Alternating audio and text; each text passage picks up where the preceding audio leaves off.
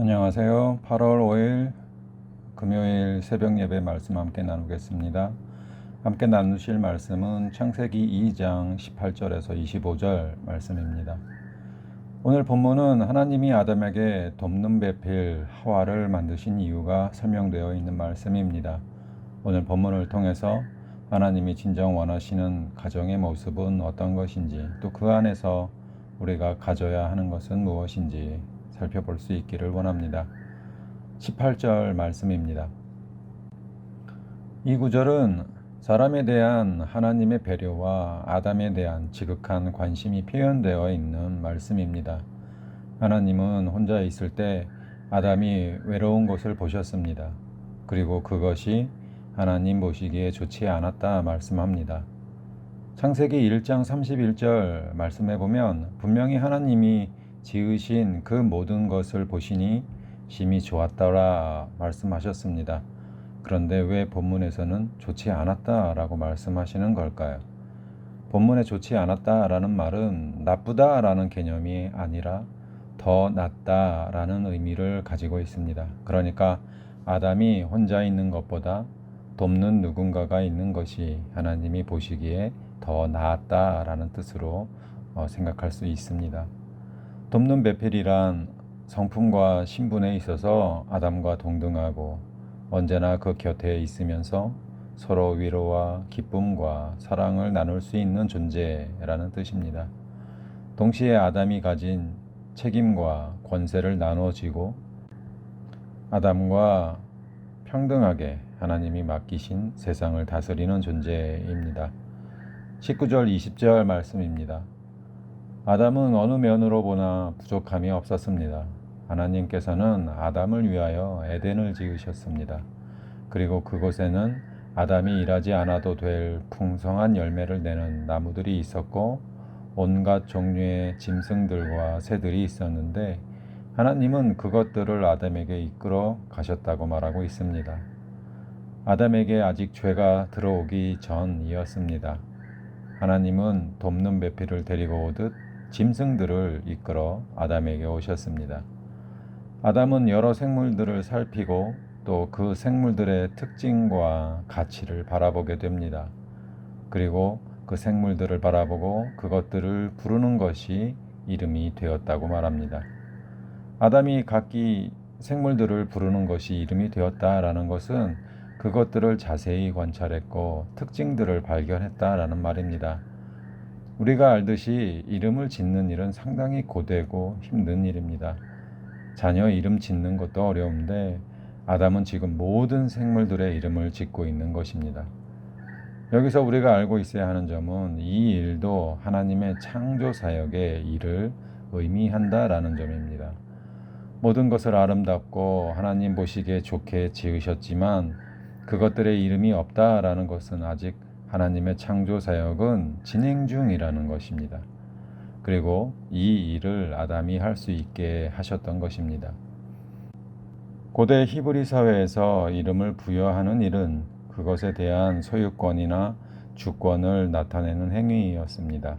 그러니까 여기서 하나님이 직접 피조물의 이름을 짓지 않으시고 또 그 권한을 아담에게 위임한 것은 인간이 하나님의 대리자로서 다른 생물보다 뛰어난 존재임을 인정해 주시는 사건입니다.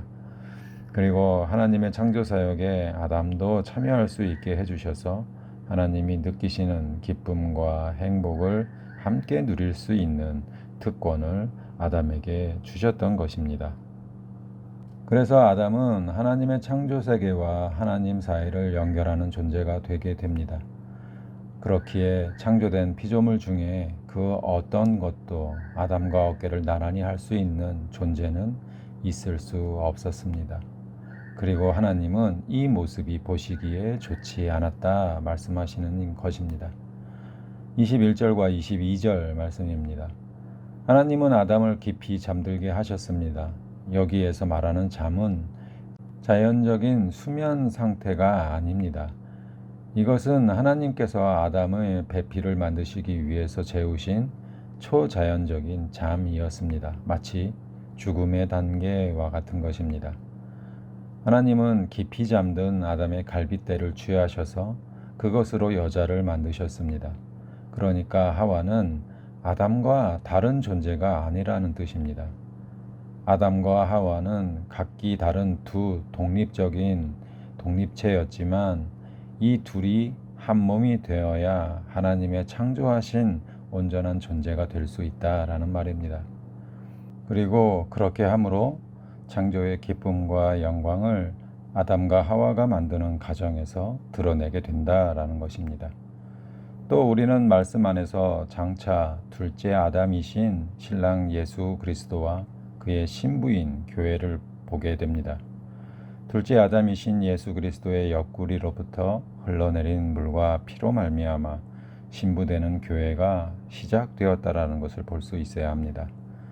하나님은 예수 그리스도를 십자가에서 죽음 같은 깊은 잠에 들게 하셔서 그의 옆구리로부터 대속의 물과 피로 우리의 죄를 씻어주셨고 구원 얻은 사람들, 즉 교회가 만들어졌음을 말씀 안에서 보게 됩니다. 아담의 옆구리에서 만드신 여자를 마치 신부의 아버지가 곱게 키운 딸을 신랑에게 넘겨주기 위해 식장 안으로 들어가는 장면처럼 이끌어 아담에게 오셨습니다. 이로써 하나님은 신성한 결혼 제도의 창시자가 되셨고 또 가정의 주관자로 자신을 보여주셨습니다. 23절 말씀입니다. 잠에서 깨어난 아담은 하나님께 인도되어 오는 여자를 보고 이는 내 뼈 중에 뼈요 살 중에 살이라는 너무나 유명한 시이고 노래를 합니다. 성경은 처음부터 남녀 사이가 평등하다 말합니다. 단지 질서와 기능이라는 측면에 있어서 구별될 뿐이지 다르지 않고 서로가 서로에게 필요하고 돕는 배필로 존재한다고 말씀하고 있습니다. 24절 말씀입니다. 이 말은 최초 결혼 예식의 주관자 되시는 하나님의 주례사와도 같은 말씀입니다. 아담에게는 부모가 없었지만 아담 이후에 태어나게 될 모든 인류에게 하시는 하나님의 말씀입니다. 25절 말씀입니다. 죄를 짓기 전 아담과 하와는 나체였지만 부끄럽지 않았습니다. 이 둘은 한 몸이었기 때문입니다. 수치심은 타락과 더불어 느끼게 된 죄의 속성입니다. 이 죄로 인해 몸을 가리게 되었습니다. 그러니까 부끄러움은 인간 타락의 결과로 불안정하고 부자연스러운 우리 인간 상태의 모습을 보여주는 것임을 알게 됩니다. 말씀을 맺습니다. 가정을 허락하신 분이 하나님이십니다. 하나님은 남자와 여자가 서로 돕는 배필로 서로 동등하게 존중하고 사랑하길 원하셨습니다. 하나님의 뜻을 잘 살피고 우리 가정이 하나님의 기쁨이 되기를 소망합니다. 기도하겠습니다. 하나님 감사합니다. 하나님은 아담에게 돕는 배필을 만들어 주셨습니다. 이것은 서로에게 돕는 배필이 되라 말씀하시는 뜻임을 알게 됩니다. 우리 가정에서도 우리 모두가 아담으로 살기를 원합니다. 그래서 하나님이 진정 원하셨던 가정의 모습이 오늘 우리의 가정 안에서도 아름답게 이루어지게 하옵소서. 감사드리며 예수 그리스도 이름으로 기도했습니다. 아멘. 오늘도 좋은 하루 되시고 감사가 넘치는 하루 되시길 바랍니다. 감사합니다.